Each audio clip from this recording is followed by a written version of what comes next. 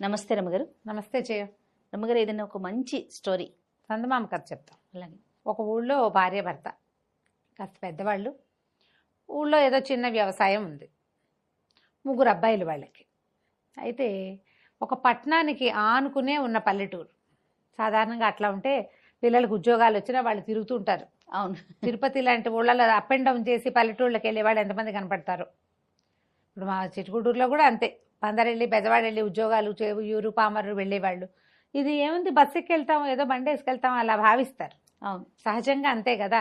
ఊళ్ళో అయితే ఏదో ఇంటద్దు ఉండదు, కరెంటు ఖర్చులు తక్కువగా ఉంటాయి, మరి కూర నార అన్నీ ఉంటాయి, ఫ్రెష్ పాలు, ఫ్రెష్ నీళ్లు, ఫ్రెష్ గాలి, ఎన్ని ఆలోచిస్తారు. పైగా అమ్మా నాన్న అలవాటైపోయిన ఇల్లు.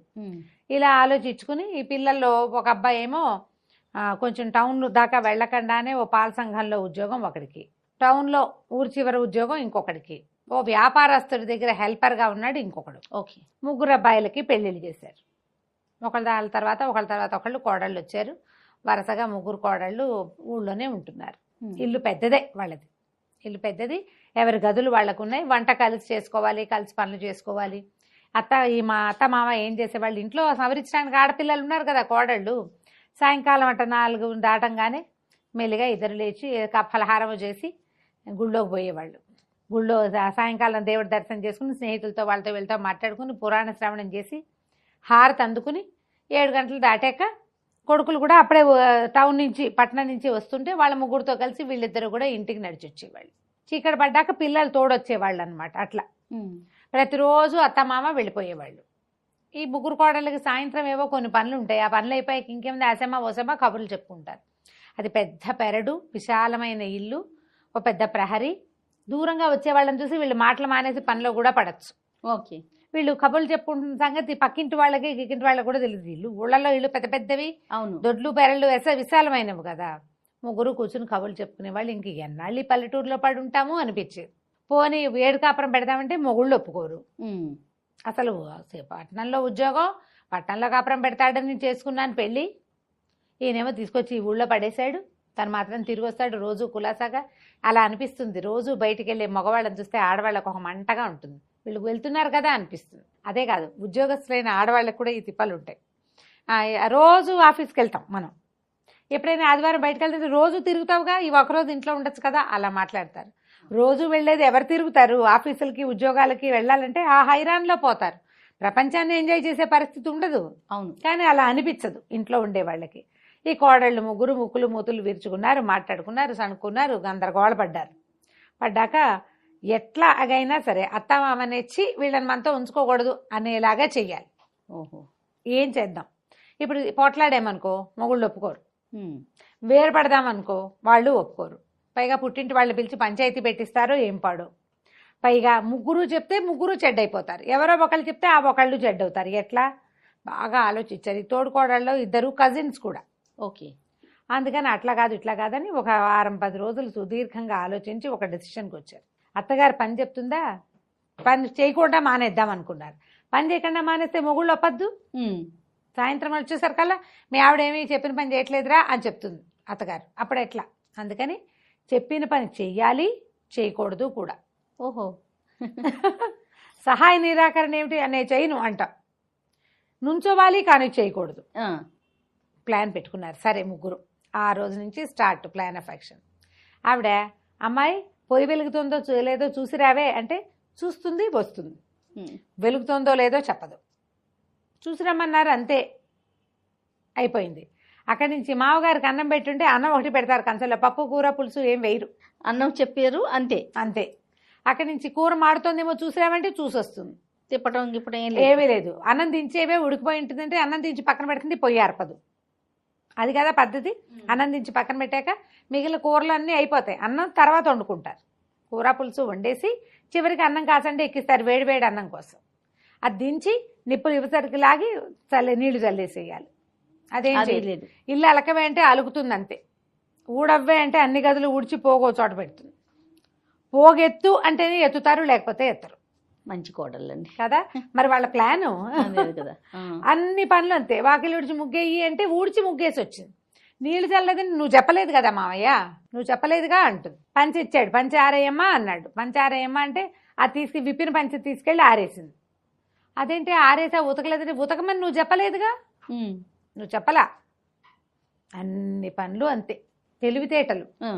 ఇక చూశారు అత్త మామ. ఒక 15 రోజులు చూశాక ఒకరోజు గుడి నుంచి వాకి నుంచి రోజు మాట్లాడుకుంటారుగా, పిల్లలతోటి మాట్లాడుకునేందుకు బెస్ట్ టైం వాళ్ళు సెలెక్ట్ చేసుకున్నారు, వాళ్ళ తెలివితేటలు అవి. గుడి నుంచి వచ్చేటప్పుడు కొడుకులకు చెప్పారు, అయ్యా కోడళ్ళ పద్ధతి ఏమిటో తెలియరాకుండా ఉందిరా, ఏ పని చెప్పినా సగమో పావో చేస్తున్నారు, వాక్యాన్ని తప్ప వాక్యార్థంలోకి వెళ్తల్లా వాళ్ళు. నువ్వు చెప్పిన సెంటెన్సే చేయకపోవట్లేదంటే చేయకపోవటం కాదు, చేస్తున్నారు. ఎలా చెప్పాలి, బీరకాయ చెక్కు తీసి చిన్న ముక్కలు తరిగి కత్తిపీట పక్కకు పెట్టి అవన్నీ చెప్పాలి. ఎట్లా చెప్పగలుగుతారు? అమ్మాయి బీరకాయ తరుగు అంటారు, చెక్కు తీయి అది చెప్పాలా ఎవరైనా? చెక్కులు ఎత్తు కూడా చెప్పక్కర్లా, అవన్నీ చేసేయాలి.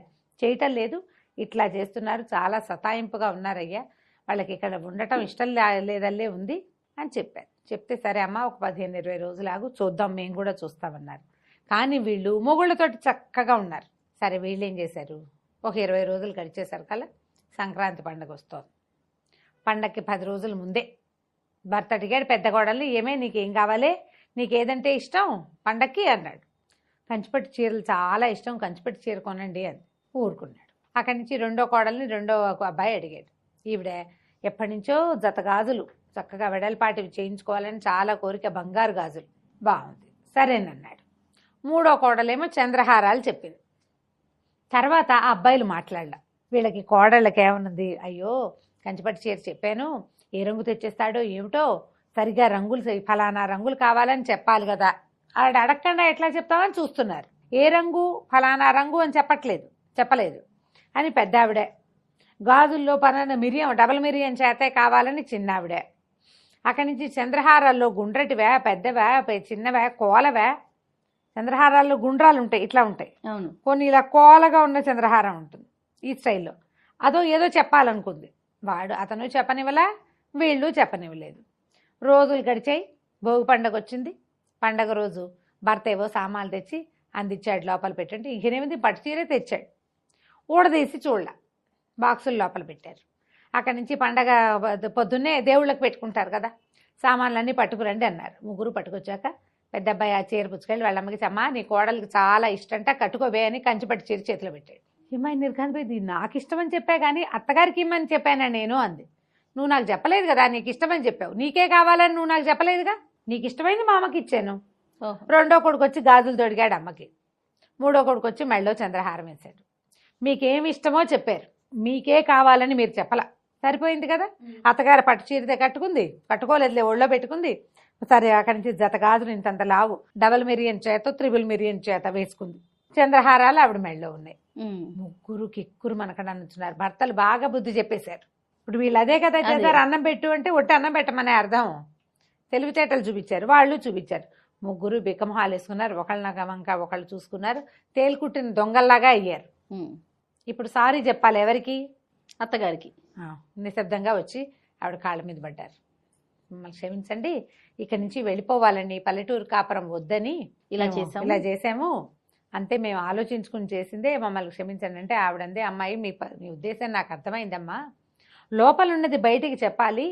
ఇప్పుడు చూడండి హాయిగా కులాసాగా నలుగురం ఓ చోటనో, ఇంత విశాలమైన పెరడు, ఇంత హాయిగా గాలి కాయ కసురు, సొంతంగా పనిచేసుకోవటం, నలుగురు కలిసి ఉండటం, కలిసి పండగ పూట అన్నం తింటాం ఉంది. వేరే వేరే ఇళ్లలో ఉంటే అది ఎట్లా కుదురుతుంది?